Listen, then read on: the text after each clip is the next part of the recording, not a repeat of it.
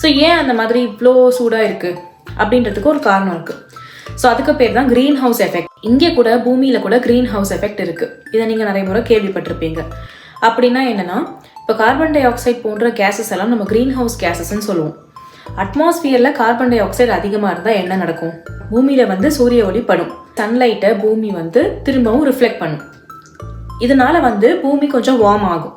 So என்ன ஆகும்னா, இப்போ இந்த ரிஃப்ளெக்ட் ஆகிற ஹீட் இருக்கு இல்லையா, இது அட்மாஸ்பியரை விட்டு ஆக்சுவலாக வெளியில் போகணும். ஆனால் அந்த CO2 கார்பன் டை ஆக்சைடு மாதிரி கேஸஸ் எல்லாம் என்ன பண்ணுன்னா, இது வெளியில் போகாமல் அதுவே பிடிச்சி வச்சுக்கும்.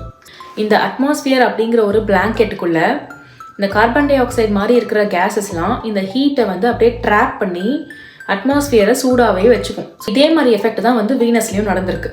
ஆனால் ஏன் கொஞ்சம் அங்கே அதிகமாக இருக்குன்னு பார்த்தோம்னா, 95% அதோட அட்மாஸ்பியரில் கார்பன் டை ஆக்சைடு தான் இருக்குது. அப்போனா பாருங்கள் எவ்வளோ ஹீட்டை அதை ட்ராப் பண்ணி வைக்கும்னு.